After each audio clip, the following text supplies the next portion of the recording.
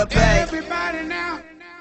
Before we get started, I want Carlisle to get it out of his system where he explains his conspiracy theory on how Bolt is really all about the propaganda of PETA and something about world domination and anti-religious and anti-capitalism. Well, just to let people know, he had some really crazy theory about the Lion King. That's why we brought it up. Did this look like the Lion King to you? No, it It doesn't need to. It's got everything with a talking animal to you is like some conspiracy theorist. Now, it's like a goat killed Kennedy or something. So for those of you that haven't seen anything on this movie, Bolt is a super dog, and he has a weekly television show in which he's always fighting against the Green-Eyed Man and saving his beloved owner from trouble with all of his snazzy superpowers.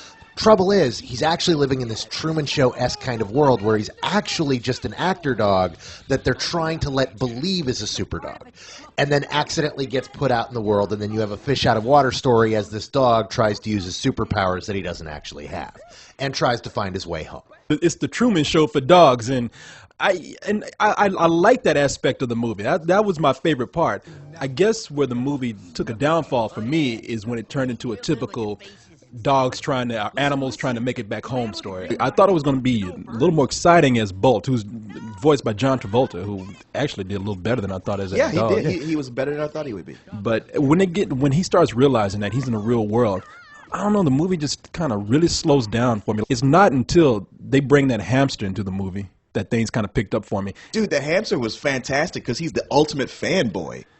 Yeah. I mean, he really summed up just like that kind of rabbit fanboy who is really into what you're doing. And as annoying as he might be at times, you can't help but like him because he likes you so much. Okay, so what we do here is we give the target a quick flyover, we adjust the trajectory, and then land dead center. Am I missing anything, Rhino? Just the knowledge that every minute spent in your company becomes the new greatest minute of my life. After like Hamster was awesome. That hamster, that hamster had 3 big gulp barrels of coffee and was just all hopped up. And I was like, that is Carlisle to a hilt right there. I think it's a really fun, really well done movie. And you're stupid. But if I was to have a negative, like so early in the review too, that kind of sucks, is that its lack of originality in as much as we would describe it as it's the Truman Show, it's Buzz Lightyear. It's Homeward Bound. And it's Homeward Bound. And it's all those 3 things. But that said, some great voice acting talent. I mean, like Susie Essman as the cat, she was fantastic.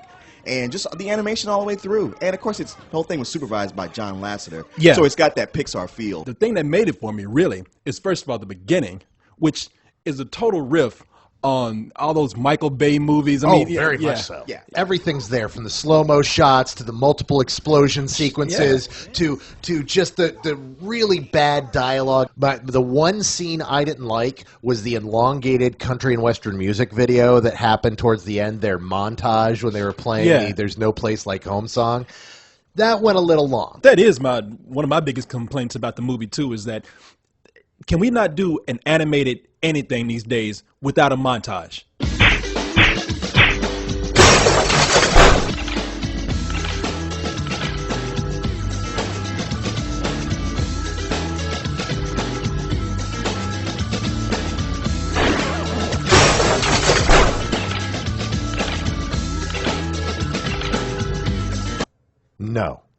No, we can't.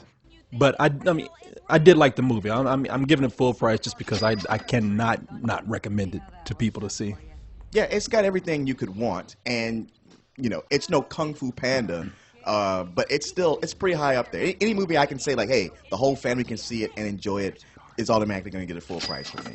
Yeah, the thing about this movie is that if it had come out in any other year, it would probably be our favorite animated film of the year. There are a lot of great jokes in this. The audience I saw it with was mostly adults, and they were all laughing the whole way through. I'm giving it a full price. The directors on this movie was Brian Howard and Chris Williams. One of them did Brother Bear, which is one of the weakest Disney films I've ever seen. But another guy actually did The Emperor's New Groove, which is one of my favorite Disney movies. The thing with The Emperor's New Groove is I think that you guys just love animation so much that you're giving it a pass. Get out of here, man. You're crazy ass.